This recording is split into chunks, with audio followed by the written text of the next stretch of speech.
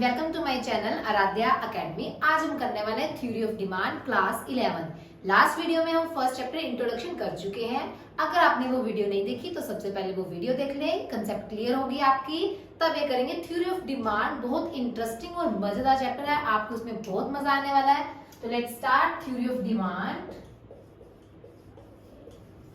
वैसे तो ये हमारा थर्ड या फिर फोर्थ चैप्टर है, इससे पहले कंज्यूमर इक्विलिब्रियम आएगा, वो हम बाद में करेंगे। थ्योरी ऑफ डिमांड सबसे इंपॉर्टेंट है, सबसे ज्यादा क्लास 11 इकोनॉमिक्स, माइक्रो इकोनॉमिक्स का ये पार्ट है और मिड टर्म एग्जाम्स में आपका यही चैप्टर आता है, इसीलिए सबसे पहले सभी स्कूल्स में यही करवाया जाता है। डिमांड, पहले इसका मीनिंग समझेंगे कि डिमांड होता क्या है। जैसे कि आप डिमांड करते हो अपने पेरेंट्स से, समटाइम्स हमें ये चाहिए, तो लाइक ये उसी की तरह ही है, बट हम इसे थोड़ा सा अलग करेंगे कंज्यूमर पॉइंट ऑफ व्यू से। Consumer point of view, consumer क्या होता है ऑलरेडी मैं बता चुकी हूँ अकाउंट्स की वीडियो में, फिर भी मैं दोबारा एक्सप्लेन कर देती हूँ। कंज्यूमर क्या होता है? कंज्यूमर जो चीजें कंज्यूम करता है अपनी वांट्स को मैक्सिमाइज करने के लिए। जैसे आप फोन यूज करते हो अपनी वांट को मैक्सिमाइज करने के लिए, और किसी भी चीज का आप एग्जांपल ले सकते हो। यह पूरा चैप्टर हमने कंज्यूमर पॉइंट ऑफ व्यू से समझना है, कंज्यूमर पॉइंट ऑफ व्यू से करना है। सप्लाई आएगा इसके बाद, वो प्रोड्यूसर पॉइंट ऑफ व्यू से है, उसकी बात हम बाद में करेंगे। कंज्यूमर पॉइंट ऑफ व्यू से करेंगे डिमांड। डिमांड क्या होता है? एक कंज्यूमर कितना विलिंग है, विलिंग मतलब इच्छुक है कुछ चीज बाय करने के लिए, बाय मतलब खरीदने के लिए। एक कंज्यूमर कितना विलिंग है बाय करने के लिए सम कमोडिटीज। कमोडिटीज क्या होती है? वस्तुएं, चीजें। एक कंज्यूमर कितना विलिंग है बाय करने के लिए कमोडिटीज, बट उसके भी एक कंडीशन है। पहली condition with in the given price, उसका प्राइस कितना होगा, और दूसरा उसका बजट कितना होगा। अब वैसे तो हम इच्छुक हैं बहुत सारी चीजों खरीदने के, हम ऑडी खरीदना चाहते हैं, किसी और भी लग्जरी चीज का आप एग्जांपल ले सकते हैं, बट हमें बजट भी तो देखना पड़ेगा। तो डिमांड का मीनिंग यही आएगा, a consumer is willing to buy some commodities but within the given price and given budget. तो इसका मीनिंग बनेगा it refers to a quantity, quantity of a commodity which a consumer is willing to buy at given price। कितनी quantity वो purchase करना चाहता है commodities की, कितने प्राइस पर in a given period of time. ये था आपका मीनिंग डिमांड का। क्लियर? डिमांड अब दो तरह की होती है, इंडिविजुअल मार्केट। इंडिविजुअल डिमांड वो डिमांड होगी जिसमें एक सिंगल कंज्यूमर विलिंग होगा बाय करने के लिए, ओनली अ सिंगल कंज्यूमर। और मार्केट डिमांड में आपका आ जाएगा ऑल कंज्यूमर्स। तो individual demand in which a single consumer is willing to buy a commodity within the given price, but in market demand all consumer are willing to buy commodities within given price. There are two types of demand, individual and market demand. तो इसी तरह इनके functions भी है, फिर individual demand के अलग और मार्केट डिमांड के अलग। पहले हम बात करेंगे इंडिविजुअल डिमांड की। Let's start determinants of individual demand. Demand के फंक्शंस, पीएक्स, पीएक्स का मतलब px stands for price of commodity, price of commodity. अगर आपका प्राइस बढ़ रहा है तो आपकी डिमांड कम हो जाएगी। अगर कमोडिटी का प्राइस बढ़ रहा है तो उसकी डिमांड कम हो जाएगी। अगर कमोडिटी का प्राइस कम हो रहा है तो उसकी डिमांड इंक्रीज हो जाएगी। इसे हम लॉ ऑफ डिमांड भी बोलते हैं। ये एक प्रॉपर टॉपिक है, इसके बाद वही टॉपिक डिस्कस करेंगे हम। Again I am repeating, if price is increase of any commodity then demand will decrease, if price is decrease then demand will increase. आप कंज्यूमर पॉइंट ऑफ व्यू से सोचिए, अगर किसी भी चीज का प्राइस बढ़ जाता है तो क्या आप उसे परचेज करेंगे उस टाइम? नहीं, उसकी डिमांड कम हो जाएगी। अगर कोई चीज सस्ती हो, जैसे सेल लगती है तो सभी गर्ल्स फटाफट जाती है भागी भागी, इट मींस डिमांड बढ़ जाती है। सेम एज इट इज, ये आपको कंज्यूमर पॉइंट ऑफ व्यू से सोचना है तो आपको क्लियर रहेगा, इसे हम लॉ ऑफ डिमांड भी बोलते हैं। Next, price of related goods.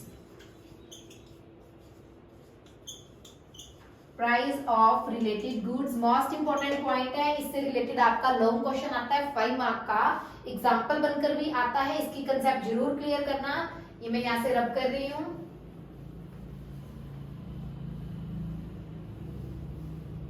Related goods, related goods हमारे पास दो तरह के होते हैं। रिलेटेड गुड्स दो तरह के, substitute and complementary. There are two type of related goods, substitute and complementary. बात करते हैं सब्स्टिट्यूट की। फॉर एग्जाम्पल हम दो एग्जाम्पल लेते हैं, एक ए एक बी है। बी जो है ए की गर्लफ्रेंड है, अब ये से नाराज हो गई तो ए के पास एक और ऑप्शन था सी, इसने बोला ठीक है जाती है तो जाओ, मैं सी के पास चला जाऊंगा। मतलब इसके पास एक ऑप्शन है, अगर इसको एक चीज नहीं मिली तो ये दूसरे के पास जा सकता है। बट कॉम्प्लीमेंट्री के केस में ऐसा नहीं है। अगर बी नाराज है ए से तो ए कहीं नहीं जाएगा, वो इसको मनाने में ही लगा रहेगा। कैसे? अब यहां पर मैं बात करती हूं टी एंड कॉफी। टी बहुत ज्यादा महंगी होगी, टी का प्राइस बहुत ज्यादा बढ़ गया, लोगों के पास ऑप्शन है कॉफी का। टी नहीं मिल रही तो कोई बात नहीं, वो कॉफी के पास चले जाएंगे। तो इट मींस अगर प्राइस बढ़ रहा है यहाँ पे कमोडिटी का, तो दूसरे की डिमांड बढ़ जाएगी। अगर यहाँ प्राइस गिर रहा है किसी कमोडिटी का, तो उसकी डिमांड भी, दूसरे की डिमांड कम हो जाएगी। जैसे टी का प्राइस बढ़ गया था, टी के प्राइस बढ़ने की वजह से किस पे इफेक्ट आया? कॉफी पे। उनके पास ऑप्शन कॉफी था तो वो कॉफी के पास चले गए। टी का प्राइस बढ़ा तो वो कॉफी के पास चले गए। टी का प्राइस कम हो गया तो वापस से वो टी के पास आ गए, कॉफी की डिमांड कम हो गई। तो मतलब यहाँ पर उनके पास ऑप्शन है किसी और चीज का। सब्स्टिट्यूट का मीनिंग ही यही है कि एक प्रोडक्ट दूसरे प्रोडक्ट को सब्स्टिट्यूट करता है। नेक्स्ट, इसमें हम एग्जांपल लेते हैं car and petrol. For example अगर कार का प्राइस बढ़ रहा है तो लोग कार परचेज ही नहीं करेंगे। अब कार ही नहीं परचेज कर रहे तो पेट्रोल ही नहीं बिक रहा, तो मतलब पेट्रोल की डिमांड कम होगी। अगर कार का प्राइस कम हो गया है, मतलब ज्यादा से ज्यादा लोग कार परचेज कर रहे हैं, तो इट मींस पेट्रोल की डिमांड भी बढ़ गई। अब यहाँ पर आपने एक चीज नोटिस किया होगा, इनमें पॉजिटिव रिलेशन है। पॉजिटिव रिलेशन कैसे? प्राइस बढ़ रहा है, डिमांड बढ़ रही है, बट दूसरे प्रोडक्ट की प्राइस गिर रही है, डिमांड गिर रही है, बट दूसरे प्रोडक्ट की, जैसे हमने टी कॉफी लिया, आप ब्रेड एंड बटर भी ले सकते हैं, इसमें हमने कार एंड पेट्रोल लिया, इसमें एक का प्राइस बढ़ रहा है तो दूसरे की डिमांड गिर रही है, इनमें नेगेटिव रिलेशन है। तो ये थे आपके सब्स्टिट्यूट गुड्स, ये थे आपके कॉम्प्लीमेंट्री गुड्स। एग्जाम में इसका क्वेश्चन कैसे बन के आएगा? एक एग्जाम्पल के बेस पे आएगा। फॉर एग्जाम्पल एक छोटा सा देती हूँ मैं आपको, उसमें आपको एग्जाम्पल दिया जाएगा किसी एक प्रोडक्ट को लेकर कि if the price of one commodity increase in the case of substitute good then what will be the effect of other good. इस तरह क्वेश्चन पूछा जाएगा और विद डायग्राम हम आगे डिस्कस करेंगे। नेक्स्ट, आई होप आपको ये क्लियर हो गया होगा। नहीं तो आप मुझसे डाउट ले सकते हैं, कोई क्वेरी पुट कर सकते हैं, कोई सजेशन भी दे सकते हैं। नेक्स्ट, दो डिस्कस कर चुके हैं हम, price of commodity, price of related good. Next है हमारा income of the consumer. Income of consumer ये भी आपका 2 पार्ट्स में डिवाइडेड है, normal goods,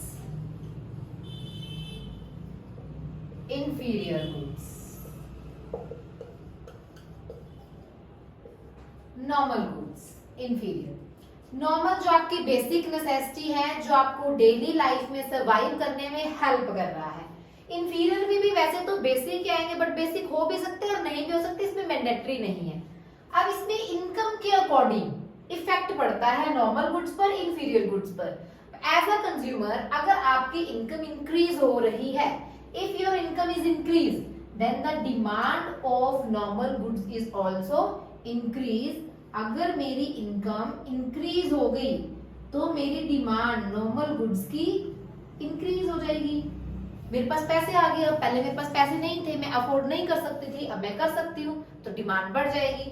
same as it is, अब मेरे पास अगर पैसे आ गए हैं, मैं नॉर्मल गुड्स अफोर्ड कर सकती हूँ, तो मैं इंफीरियर गुड्स क्यों लूं? मैं नॉर्मल ही प्रेफर करूंगी, मैं नॉर्मल ही परचेज करूंगी। पहले तो मेरी मजबूरी थी, अब मेरी कोई मजबूरी नहीं है। इसी तरह अगर सपोज करो अब मेरी इनकम कम हो गई है पहले से भी, तो डिमांड कम हो जाएगी। अब मैं ये परचेज कर ही नहीं सकती, मैं ये अफोर्ड कर ही नहीं सकती, मेरा बजट ही नहीं है, तो फिर मेरी मजबूरी है, मुझे अब इंफीरियर ही लेने पड़ेंगे ना चाहते हुए भी। अगर मेरी इनकम डिक्रीज है, कम है, तो डिमांड इंफीरियर की बढ़ जाएगी, क्योंकि हमारी मजबूरी है। आप एग्जांपल ले सकते हो मिल्क का। दो तरह के मिल्क पैकेट्स होते हैं, toned and full cream. Full cream आप नॉर्मल में ट्रीट कर सकते हैं, दिस वन आप इंफीरियर में ट्रीट कर सकते हैं। अब मैं जब मेरी इनकम बढ़ गई है, पहले नहीं थी तो मैं ये प्रेफर कर रही थी, अब मेरी इनकम बढ़ गई है तो मैं यहाँ पर नहीं जाऊंगी, इसकी डिमांड कम हो जाएगी और इसकी डिमांड बढ़ जाएगी। ये था हमारा इनकम ऑफ द कंज्यूमर, जिसमें इनकम के अकॉर्डिंग डिसाइड होता है कि किस प्रोडक्ट की डिमांड बढ़ेगी और किस प्रोडक्ट की डिमांड कम होगी। नेक्स्ट ये था price of commodities, related goods, income of the consumer. Next आएगा आपका taste and preferences. Taste and preference, नाम से ही आपको पता चल रहा होगा कि अगर कंज्यूमर के टेस्ट के अकॉर्डिंग है, आपकी प्रेफरेंस के अकॉर्डिंग है कोई प्रोडक्ट, अगर कोई प्रोडक्ट आपकी प्रेफरेंस के अकॉर्डिंग है, according to the taste of consumer, अगर आपको आपकी टेस्ट के अकॉर्डिंग, प्रेफरेंस के अकॉर्डिंग कोई प्रोडक्ट मिल रहा है, अगर टेस्ट एंड प्रेफरेंस आपके फेवर में है, तो ऑफ कोर्स उसकी डिमांड क्या हो जाएगी? राइज हो जाएगी, इंक्रीज हो जाएगी। अगर आपके फेवर में नहीं है तो आप उसे परचेज नहीं करेंगे, तो आप उसे नहीं परचेज करेंगे। इसमें आप फैशन का भी एग्जांपल ले सकते हो, कोई लेटेस्ट टेक्नोलॉजी का एग्जांपल ले सकते हो। आजकल सब लेटेस्ट ही परचेज करना चाहेंगे, कोई ऑड वन में तो जाएगा ही नहीं। Next expectation in near future, expectations in near future. For example अगर फ्यूचर में जाकर आपको ऐसा लग रहा है, आप एज्यूम कर रहे हो कि फ्यूचर में जाकर किसी कमोडिटी का प्राइस जो है बढ़ने वाला है, राइज होने वाला है, महंगाई होने वाली है, तो उसकी डिमांड अभी क्या हो जाएगी? बढ़ेगी या कम होगी? अगर कोई प्राइस बढ़ने वाला है फ्यूचर में जाकर और अभी कम है, तो ऑफ कोर्स उसकी डिमांड अभी बढ़ जाएगी। और आपको लगने वाला है कि इसका प्राइस फ्यूचर में जाकर कम होने वाला है, सस्ता होने वाला है, अभी महंगा है, तो ऑफ कोर्स उसे कोई भी अभी परचेज नहीं करेगा। सब वेट करेंगे कि आने वाले टाइम में ये सस्ता होगा तब हम इसे परचेज करेंगे, तो उसकी डिमांड क्या हो जाएगी? कम। तो ये थे हमारे individual demand functions. There are 5 individual demand functions. Again I am repeating, PX price of commodity,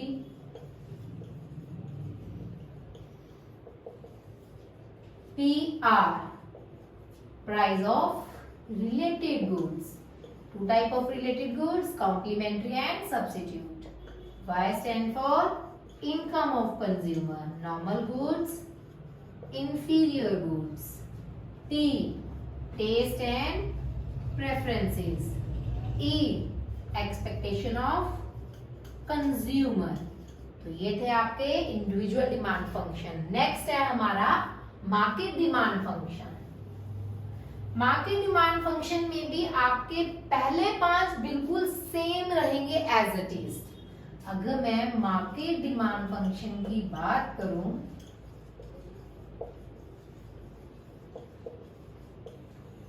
first 5 बिल्कुल आपके सेम रहेंगे, इसमें 2 और ऐड हो जाएंगे।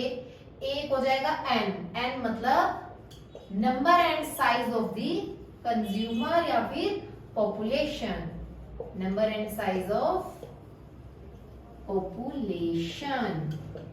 अगर आपका नंबर और साइज पॉपुलेशन का बढ़ रहा है तो डिमांड जो है प्रोडक्ट की इंक्रीज होगी।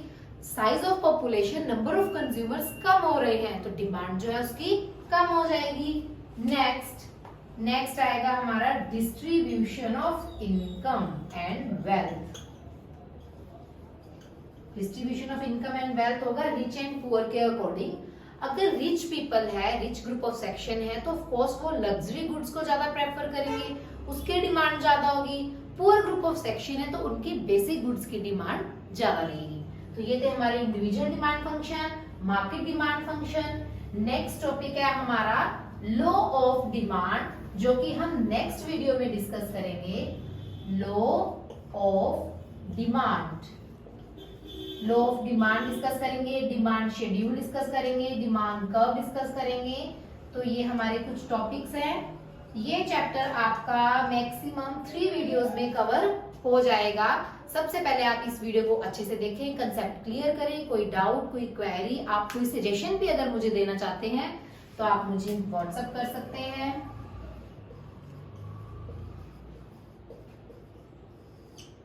और वीडियो को जितना हो सके ज्यादा से ज्यादा अपने फ्रेंड्स के साथ शेयर कीजिए।